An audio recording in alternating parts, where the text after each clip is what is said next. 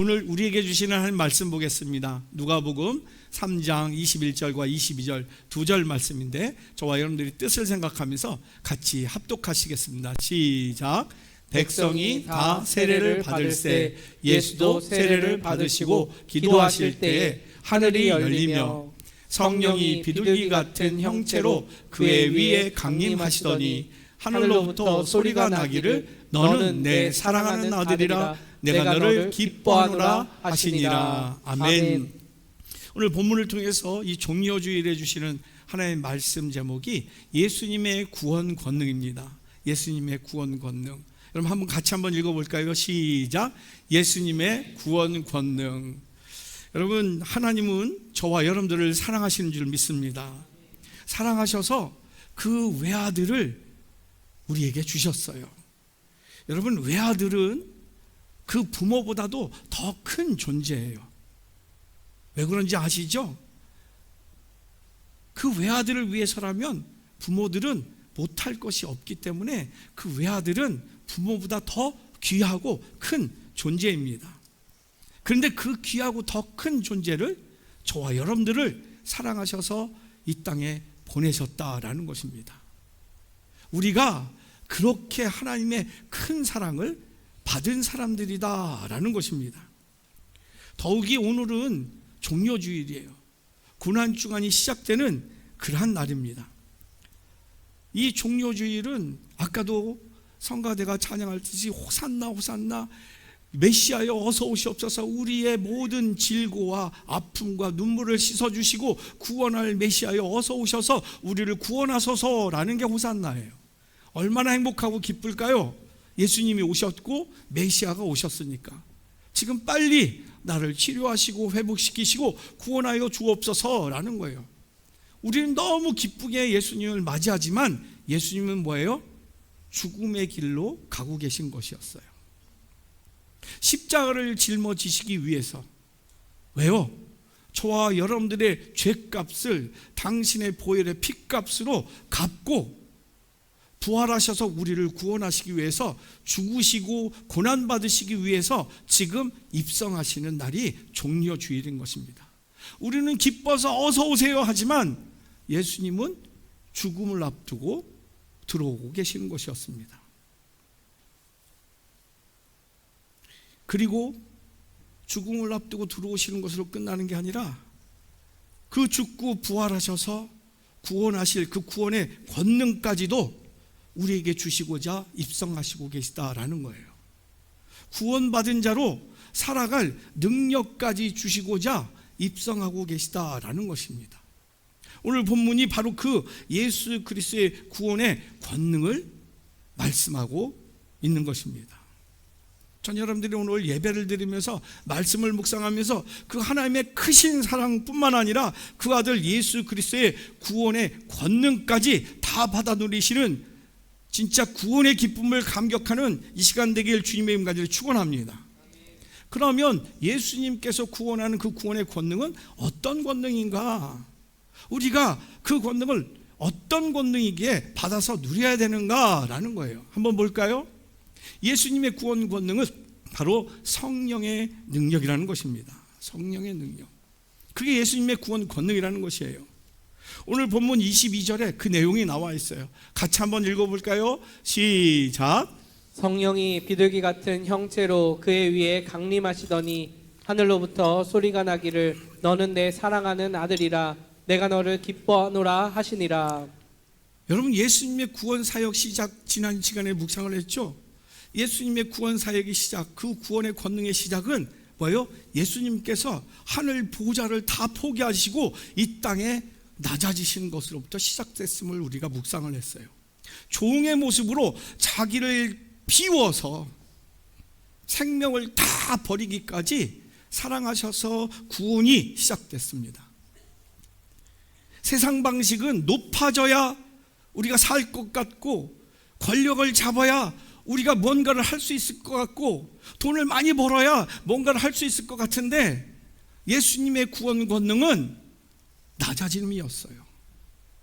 나누어줌이었어요. 베풀미였어요. 섬김이었어요. 거기에 진짜 행복이 있음을 우리가 묵상을 했습니다. 우리의 가정에서 다 서로 싸우고 자기만 위해서 산다, 지옥인 것을 묵상을 했어요. 직장에서, 교회에서조차도 서로 대우만 받기를 원한다, 그 교회는 지옥이에요. 근데 섬기고 베풀고 초대교회처럼 자기 것이라고 주장하는 것이 없이 다 가난한 사람들, 필요한 사람들을 볼 때마다 나눠주고 베풀었을 때 그 초대교회는 가난한 사람이 없었다라고 기록하고 있어요. 그게 천국이었습니다. 그게 구원의 권능이었어요. 그게 지난 시간에 예수님의 구원 권능의 시작이 바로 낮아지심을 묵상을 했어요. 오늘 두 번째는 뭐냐? 동시에 예수님의 구원 권능은 무엇으로 시작했나? 세례 요한에게 세례를 받으실 때 먼저 하늘 문이 열리고 하나님의 성령이 비둘기 같은 모양으로 예수님께 임하심으로 예수님의 구원 권능으로 구원을 시작하셨다라는 거예요. 왜요? 성령이 권능이었기 때문에. 성령이 하나님의 영이시고 하나님의 계획이시고 하나님의 능력이셨기 때문에 성령이 예수님에게 임하심으로 예수님의 구원 권능이 시작되었다라는 것입니다. 여러분, 예수님은 성령으로 잉태되어서 태어나신 예수님이세요. 성령의 능력으로 예수님이 이 땅에 오신 것입니다. 여러분, 천지창조도 성령의 능력으로부터 시작되었어요. 그냥 우연히 수천 수억만 년 동안 그 아무것도 없는 우주가 무언가가 생겨가지고 생명체가 되어서 발전해서 진화되어서 우리가 창조된 것이 아니라 하나님의 성령으로 천지가 창조되었습니다. 성경 말씀도 그냥 누가 기록한 게 아니라 수많은 사람들을 통해서 성령의 감동으로 기록된 책이 바로 성경인 것이에요. 그러므로 성령으로 읽지 않으면 성경이 해석이 되지 않고 이해가 되지 않는 것입니다. 성경은 그냥 많이 배웠다고, 인류대학 나왔다고, 박사학위를 가졌다고, 공부 잘한다고 성경을 읽으면 그냥 해석되지 않습니다. 우리가 제자훈련 했잖아요. 예수님의 사람에서 서울대생들을 다 모아가지고 전도해서 그 유명한, 뜨겁기로 유명한 그 교회를 가서 예배를 드렸어요. 다른 사람들은 다 눈물을 흘리고 꾸꾸라지고 치유되어지고 회개하고 새 삶을 얻는데 서울대생들은 냉랭한 거야. 냉랭한 거야. 도대체 이해가 안 되는 거야. 무슨 얘기예요? 성경은 성령이 아니고는 해석이 안 되는 책입니다. 근데 성령의 감동으로 성경을 보는 순간, 이 성경에서 하나님께서 나에게 지금 이 순간 너무나도 속상하고 절망스러운데 그 어떤 누구도 나를 위로해 주지 못하는데 그 성경을 읽는 순간 하나님의 마음이 느껴지고 하나님의 이끄심이 깨달아지고 하나님께서 나를 어떻게 사용하실지가 보여지는 그 눈물을 흘리는 놀라운 감동의 역사가 성령의 감동의 역사라는 것입니다. 예수님을 나의 구세주입니다라고 믿는 것, 그거 그냥 믿어질 수가 없는 거예요. 이성으로 지식으로 안 됩니다. 천지창조도 어떻게 하나님이 창조를 해? 이 우주 만물을 이성으로 결코 이해될 수 없어요. 오직 성령을 통해서 믿음으로 이해되어지고 믿어지게 되는 줄로 믿습니다. 그래서 사도 바울은 고린도전서 12장 3절 하반절에 이렇게 고백해요. 같이 한번 읽습니다. 시작. 또 성령으로 아니하고는 누구든지 예수를 주시라 할 수 없느니라. 아멘. 아무도 예수를 주라 할 수 없어요. 성령이 아니고는. 사당역에 전도하러 나가 보잖아요. 예수 믿으세요. 예수 믿으세요. 물티슈 주고 차 주고 하잖아요. 거기서 100명 정도 만나기로 하고, 근데 그 중에서는 많은 사람들이 그냥 지나쳐요. 90명 가까이 지나쳐요. 왜요? 당신이나 믿어 라고 해요. 나 지금 바빠요 라고 해요. 왜? 예수가 그리스도신 것이 다가오지 않기 때문에 그래요. 근데 성령으로 체험된 사람만이 고백할 수 있는 것이에요. 그렇게 사람도 바뀌고 영혼도 바뀌는 그 능력이 바로 성령의 능력이에요. 이런 성령의 능력이 요단강에서 세례 요한에게 세례를 받으실 때 하늘 문이 열리고 성령이 비둘기 같은 모양으로 예수님께 임하십니다. 이것이 예수님의 구원사에게 권능을 시작하게 만든 능력이 된 것입니다. 이 하늘을 열리고 하나님의 성령이 비둘기같이 임하셨을 때 예수님의 생애는 완전히 달라져요. 30살까지 산 삶과 그 이후의 삶이 완전히 달라져요. 권능의 사역을 시작하게 됩니다. 하나님의 마음으로 뜨거워져서, 성령은 하나님의 영이에요. 하나님의 영. 하나님은 영이시니 예배하는 자가 뭘로 예배하여? 영과 진리로, 신령과 진정으로. 하나님이 영적인 존재세요. 여러분들이 섬기고 믿고 따르고 기도하는 그분이 영적인 존재세요. 그리고 그분은 우리를 만날 때 영으로 만나세요. 성령으로 만나시는 거예요. 예수님 그 성령으로 세례를 받은 순간 예수님의 마음은 하나님으로 가득 채워집니다. 하나님의 능력으로 가득 채워, 하나님의 열망으로 가득 채워져요. 그래서 구원 사역을 시작합니다. 마귀의 세력을 쫓아내기 시작합니다. 질병을 고치기 시작합니다. 죽은 자도 살리시기 시작합니다. 그리고 더러운 귀신의 속박당한 영혼들을 자유롭게 해방시키십니다. 왜요? 하나님의 마음이, 하나님의 뜻이 거기에 있으니까. 참 영혼의 회복, 하나님의 자녀된 권세를 회복하는 것, 그게 하나님의 마음이고 하나님의 열정이고 하나님의 능력이기 때문에 성령으로 가득한 삶은 그 일을 하는 것이에요. 그래서 예수님의 능력은 성령의 능력이었어요. 사도행전 10장 38절 볼까요? 같이 읽습니다. 시작. 하나님이 나사렛 예수에게 성령과 능력을 기름 붓듯 하셨음에 그가 두루 다니시며 선한 일을 행하시고 마귀에게 눌린 모든 사람을 고치셨으니 이는 하나님이 함께 하셨습니다. 아멘. 예수님의 능력이 어디에서 나왔어요? 바로 하나님이 예수께 성령과 능력을 기름 붓듯 하셨기 때문에 선한 마음, 치유하는 마음, 회복시키는 마음, 긍휼히 여기는 마음으로 가득 차서 그 능력으로 행하셨다라는 겁니다. 전 여러분들에게도 이 축복이 있길 간절히 소망합니다. 우리는 가끔 교회에서 봉사하고 헌신할 때 참 기쁨을 하는 분들이 있는가 하면 힘들게 하는 분들 계세요. 왜 그런지 아세요? 하나님의 마음으로 하지 않기 때문에.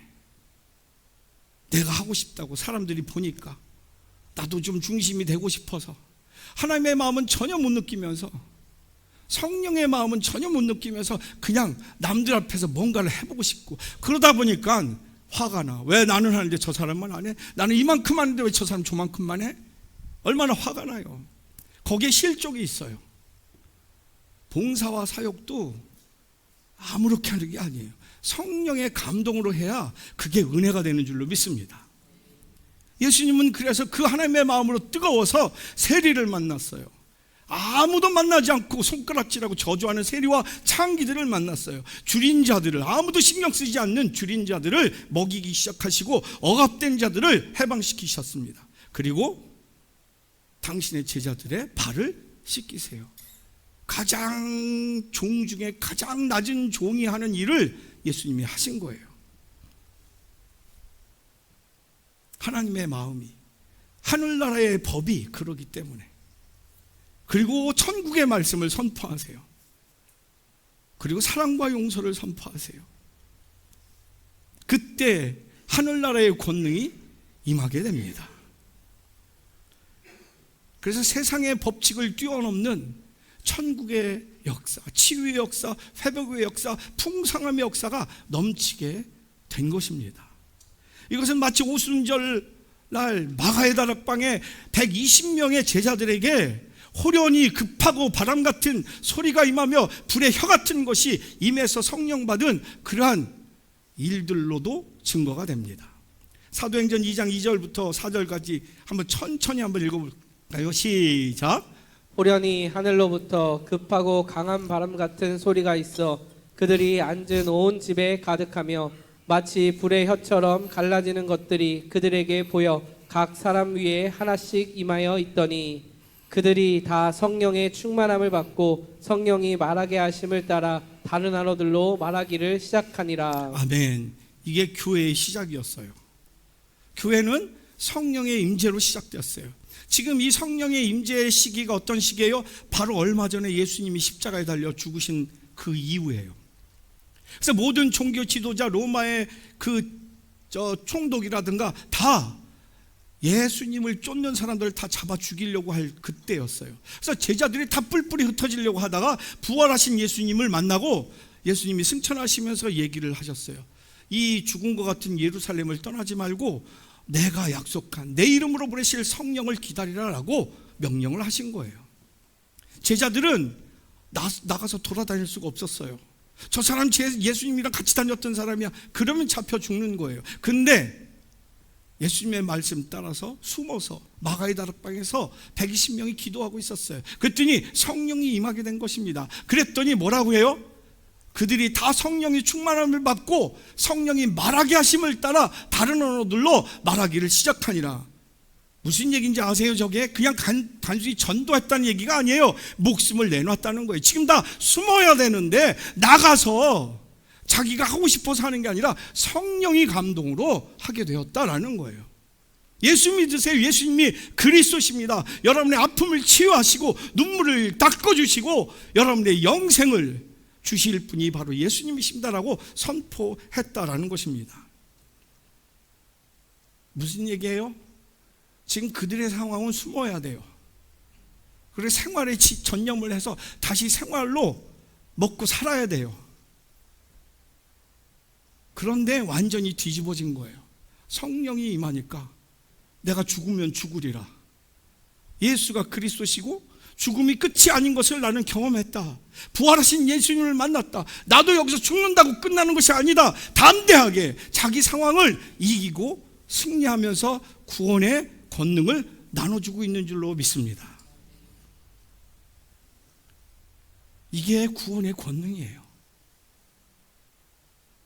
성령이 충만해서 120명은 목숨이 두려운 상황에서도 복음을 전하기 시작했습니다. 죽음이 끝이 아니에요. 영생이 있습니다. 부활하신 예수님을 만났어요 라는 거예요. 그러면 와 대단하다, 우리가 따르겠습니다, 이렇지 않았잖아요. 그리고 그때부터 잘 살고 건강해지고 자녀들이 형통해지고 그러지 않았어요. 그 뒤에 뭐가 있었어요? 핍박이 있었어요. 고난이 있었어요. 죽임을 당했어요. 화형을 당하고 재산을 뺏기고 가족이 뿔뿔이 노예로 팔려갔어요. 그럼에도 불구하고 그들은 포기하지 않았어요. 그 죽음의 공포와 그 고난을 넉넉히 이기는 능력의 삶을 살았다는 것이에요. 무엇으로? 성령의 권능으로. 대표적인 사람은 스데반 집사님이세요. 사도행전 7장 55절 56절 보면 이렇게 기록하고 있어요. 스데반이 성령 충만하여 하늘을 우러러 주목하여 하나님의 영광과 및 예수께서 하나님 우편에 서신 것을 보고 말하되 보라 하늘이 열리고 인자가 하나님 우편에 서신 것을 보노라 한데 라고 기록하고 있어요. 지금 스데반은 왜 잡혀왔는지 아세요? 성령 충만해서 예수가 그리스도십니다, 부활하셨습니다, 그걸 증거하다가 종교 지도자들에게 또 잡혀왔어요. 저 참남하게 하나님을 모욕한 저자를 돌로 쳐라라는 거예요. 그런데 그 돌로 치는 상황에서 지금 어떻게 하고 있어요? 스데반이 성령 충만하여 라는 거예요. 성령 충만하니까 서신 것을 보고라 했어요. 예수께서 하나님 영광과 하나님 우편에 서신 것을 봤다라는 거예요. 무슨 얘기예요? 영안이 열렸다는 뜻이에요. 세상에서는 결코 볼 수 없는 세계를 보게 되었다라는 거예요. 부활하신 주님을 만났지만 승천하신 그 주님이 하나님 우편에 서신 것을 본 거예요. 그러니 지금 죽는 게 문제가 아니온 거예요. 내가 지금 죽어도 지금 예수님이 저 팔 벌린 그 품에 안길 건데 지금 여기서 포기할 거냐? 아니에요. 왜 우리가 신앙생활하면서 두렵고 답답하고 방황하는지 아세요? 보이지 않으니까, 막막하니까. 기도를 해도 어떻게 해야 될지, 이 사업을 해야 될지, 이 직장을 가야 될지, 이 사람과 결혼해야 될지, 이 학교를 가야 될지, 여기로 이사 가야 될지 몰라요. 왜 모르는지 아세요? 안 보이니까. 왜 안 보이는지 아세요?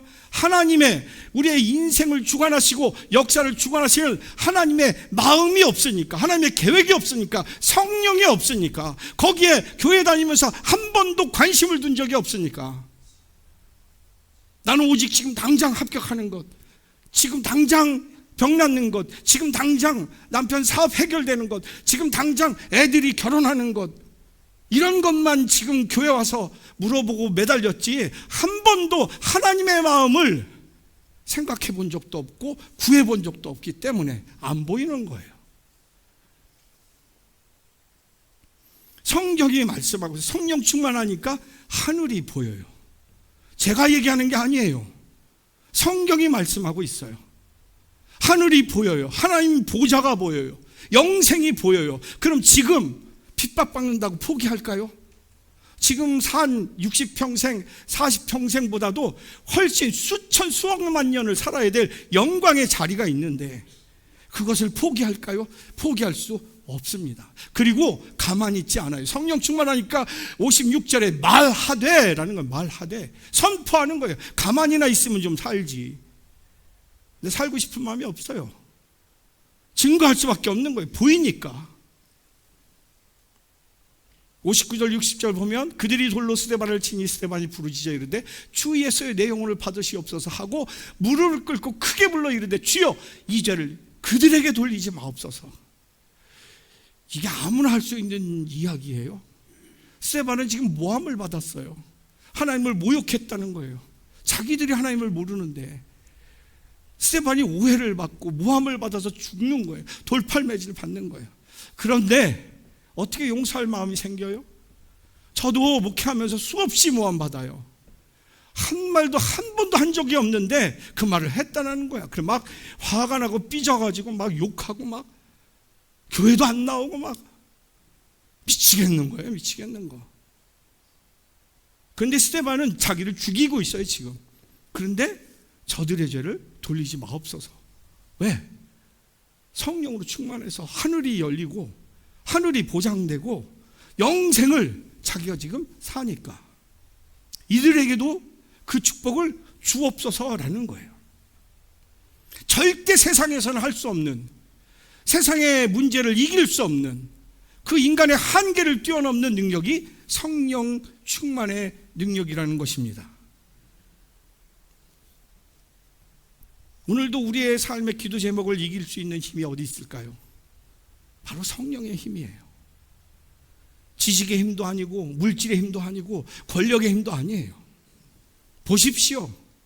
역사를 주관하시는 분은 하나님이신 것을 분명히 알게 될 줄로 믿습니다. 지금도 역사는 성령으로 충만한 사람들로 이끌어져 갈 줄로 믿습니다. 1964년 노벨 평화상을 받고 39세 나이에 저격당해서 순직한 흑인 인권가 마틴 루터 킹 목사님, 여러분 다 아시죠? 한번 볼까요? 이 마틴 루터 킹 목사님에 의해서 흑인 노예들이 해방의 길로 나아가게 되지요. 이분이 어렸을 때 동네가 좋아서 백인 친구들이 많았어요. 그런데 만 6살이니까 우리나라 7살이죠. 7살 때 초등학교 들어갈 때 됐는데 그때 법에 따라서 흑백 분리법이라고 해가지고 흑인과 백인은 완전히 나누어지는 거예요. 어렸을 때 소꿉놀이 같이 했는데 학교 가니까 학교가 달라진 거예요. 그래서 학교 끝나고 와서 동네 사니까 백인 친구를 또 불러갔더니 이 친구가 자꾸 안 만나려고 해. 그래서 나중에 물어봤더니 이제 흑인이랑 놀지 말라고 아버지가 그랬다는 거예요. 이 7살짜리 마틴 루터가 너무 상처가 돼가지고 막 울면서 엄마 제가 나랑 안 논대. 자기가 흑인이어서 그런 것도 잘 몰라. 엄마가 눈물을 닦아주면 이렇게 말, 마틴 그렇다고 흑인이 백인보다 뒤진다고 생각해서는 안 된다. 잊지 말거라. 너는 누구에게도 뒤떨어지지 않는 하나님의 아들이야. 그러나 또한 백인을 미워해서도 안 된단다 마틴. 그러한 백인들을 사랑하는 것이 우리 하나님의 자녀된 의무란다. 이러한 훌륭한 어머니의 신앙으로 교육받은 이 루터 킹 목사님, 하나님께 위대하게 쓰임받죠. 1955년 사건이 벌어져요. 한 버스에 이 흑인 백인 분리법에 의해서 앞자리들은 거의 백인 자리고 맨 뒷자리에 몇 좌석만 흑인 자리예요. 그래서 그래서 퇴근길에 버스가 서서 앞 10,000원이 됐어요. 그래서 앞자리 백인들이 꽉 찼고 바로 백인 끝에 뒤에 흑인 자리에 한 여성이 하루 종일 그냥 파김치가 돼가지고 일하다가 이제 퇴근하는데 그 뒷자리에 앉은 거예요. 자기 자리니까. 근데 10,000원 버스에 백인이 한 사람 더 탄 거야. 근데 백인 운전기사가 딱 일어서더니 당신 일어서. 흑인 일어서고 백인 앉으라고 해. 그랬더니 나는 못합니다. 내 자리고 나도 권리가 있다고. 근데 흑인 분리법에 의해서 체포를 당하고 린치를 당해요. 그때 이 사건으로 인해서 흑인들이 엄청나게 폭동으로 일어나요. 권총을 들고 칼을 들고 다 일어나요. 그때 대규모 그 보이콧 운동과 그 운동의 중심에 이 마틴 루터 킹 목사님이 있어요. 근데 이 킹 목사님은 그들과 다른 운동을 시작하자고 그래요. 비폭력으로 하자. 비폭력으로 하자. 그런 주장을 하는 과정에 이 마틴 루터 킹 목사님의 집이 폭파가 돼요. 그게 흑인들에 의해서 폭파됐는지 백인들에 의해서 폭파된지 알려지지 않았어요. 단 간신히 목숨을 구한 그 상황. 근데 그때 지지자들이 이 마틴 루터 킹 목사님 집 앞에 다 모였어요. 그때 이 마틴 루터 킹 목사님이 이렇게 얘기해요. 여러분, 적을 사랑하십시오. 그리고 여러분이 그들을 사랑하고 있다는 것을 그들이 깨닫게 하십시오. 내가 비록 무너진다 하더라도 이 일은 멈추지 않을 것입니다. 왜냐하면 우리가 하는 일은 하나님께서 하시는 일이기 때문입니다. 그 이야기를 듣는 모든 흑인들이 총, 칼 뭐 다 갖고 있었는데 그걸 다 버리고 아멘 따릅니다. 그리고 마지막에 아까 사진 한번 보여주세요. 1968년 8월 23일 25만 명이 링컨 대통령 기념관 앞에 모였어요. 저 중에 6만 명이 백인들이었어요. 그 군중 앞에서 루터 킹 목사님이 유명한 연설을 하죠. I have a dream이라고. 나에게는 꿈이 있습니다. 언젠가는 조지아의 붉은 언덕 위에서 노예의 후손들과 그 노예 주인의 후손들이 함께 형제를 나눈 식탁에 둘러앉는 날이 오리라는 꿈 말입니다. 오늘 나에게는 꿈이 있습니다. 거친 곳이 평평해지고 굽은 곳이 펴지며 하나님의 영광이 나타나 모든 사람들이 함께 그 광경을 지켜보는 꿈입니다. 이게 하나님의 마음으로 가득한 마틴 루터의 연설이었어요. 엄청난 연설이었어요. 이 연설은 개인의 힘이 아니었어요. 성령으로 충만한 성령의 능력이었는 줄로 믿습니다. 여러분, 성령이 임하면 천국을 볼 수가 있어요. 천국을 보면 우리는 분별력을 가질 수가 있어요. 왜요? 천국을 보면 이 세상에서 어떻게 살아야 할지를 알게 됩니다. 지금 내가 어떤 결정을 해야 될지 하나님 보좌를 보게 된다면 우리는 그 유혹이 얼마나 편하고 또 많은 풍성함을 주고 즐거움을 준다 할지라도 천국과 길이 아닌 것을 결코 선택하지 않습니다. 거기에 세상 유혹을 이길 수 있는 능력이 되는 줄로 믿습니다. 우리는 이 능력으로 구원을 누려야 될 줄로 믿습니다. 그래서 필리비안시 목사님이 쓴 책 성령 임재의 기적과 능력이라는 책이 있어요. 그래서 성령의 임재가 일어날 때 기적과 능력의 역사가 일어난다라는 거예요. 그러면서 이렇게 얘기했어요. 아래로부터 보면 기적은, 이 땅에서 세상에서 보면 기적은 현란한 능력으로 자연 세상을 뚫고 들어오는 것이다. 그리고 우리는 그런 표적을 구한다. 잘 되기를, 막 기적과 같은 일을 구한다. 하지만 위에서부터 보면, 즉 하나님의 시각, 하나님의 나라에서 보면 진정한 기적은 하나님의 능력의 일종의 치환이다, 변화다라는 거예요. 그래서 우리는 이 땅에서 하나님의 대변자요 그분의 지정하신 성대다. 이렇게 엄청난 성령의 치환이 이루어졌기에 우리의 삶에는 하나님의 권세가 일어난다. 아멘, 아멘. 여러분, 믿는 사람들에게 기적이 일어난 이유가 뭔지 아세요? 하나님의 성령의 치환이 일어났기 때문에 내 마음이 비워지고 내 영이 비워지고 하나님의 영과 하나님의 마음으로 채워졌기에 이 세상을 보는 눈이 바뀌어서 하늘나라를 보는 눈으로 바뀌었기 때문에 그곳에 하나님의 능력의 기적의 역사가 일어난다라는 것이에요. 우리는 이것을 누리며 살아야 될 줄로 믿습니다. 이게 구원을 받은 사람이에요. 종료주일은 예수님께서 죽음을 아시고도 예루살렘 성을 입성하신 날이에요. 왜요? 십자가를 지시기 위해서, 핏값으로 우리를 살리시기 위해서. 그러나 예수님도 참 하나님이시지만 참 인간이셨기에 두려워하셨어요. 겟세마네 동산 기도 기억하십니까? 아버지여, 가능하시다면 이 잔을 내게서 지나가게 하옵소서. 제자들, 그 철없는 제자들에게 내가 죽게 되었으니 너희들 여기서 제발 기도해 줘라. 얼마나 사정했는지 몰라요. 3번이나. 근데 그 두려움의 길을 어떻게 갔습니까? 바로 하나님의 영, 성령으로 충만히 채워지셔서 그 길을, 천국을 바라보며 구원의 영광을 바라보며 나아가게 되신 줄로 믿습니다. 그래서 종료주일에 우리가 바라봐야 될 것은 예수님의 고난이 아니에요. 그 고난을 이기게 하는 능력, 구원의 능력을 우리는 바라봐야 될 줄로 믿습니다. 질문 드리고 마칠게요. 지금 종료주일에 부어주시는 하나님의 담대한 마음은 어떤 것이 있습니까? 아무에게나 하나님 성령 안 부어주세요. 누구에게 부어주신지 알아요? 하나님께서 나를 선택하셔서 나를 파송하셨다라는 사명자에게만 성령을 부어주세요. 무슨 얘기냐? 나를 하나님께서 이 가정을 사랑하셔서 하나님 대리자로 이 가정에 보내주시고, 이 직장에 보내주시고, 이 학교에 보내주시고, 이 사업장에 보내주셨다. 이것을 인정하는 사람만이 하나님의 보내신 마음에 관심이 있어요. 교회 나오면서도 전혀 하나님 마음에 관심이 없어요. 이 땅에서 받을 것만 생각하지, 해결할 것만 생각하지. 병 낫는 것 중요합니다. 돈 버는 것 중요해요. 세상에서 성공하는 것 중요합니다. 그렇지만 그것이 목적이 되지 않습니다. 지금 종료주일에 부어주시는 하나님의 담대한 마음, 여러분들 수없이 말씀드리지만 여러분의 가정에 하나님의 대리자로 보내주신 그 사명을 구하는 사람에게 하나님이 그 마음을 부어주신 줄로 믿습니다. 그 직장에 나를 왜 보내셨는지 그것을 관심을 가질 때 하나님의 마음과 하나님의 역사의 그 길들을 보게 될 줄로 믿습니다. 그 한 사람 때문에 그 직장은 살게 되어 있어요. 저는 여러분들로 여러분의 가정이 살기를 간절히 소망합니다. 두 번째 질문, 그 마음에 가득한 하나님의 성령으로 행하는 일은 무엇이 있습니까? 하나님의 마음 뭐예요? 예수님이 이 땅에서 오신 일이 뭐예요?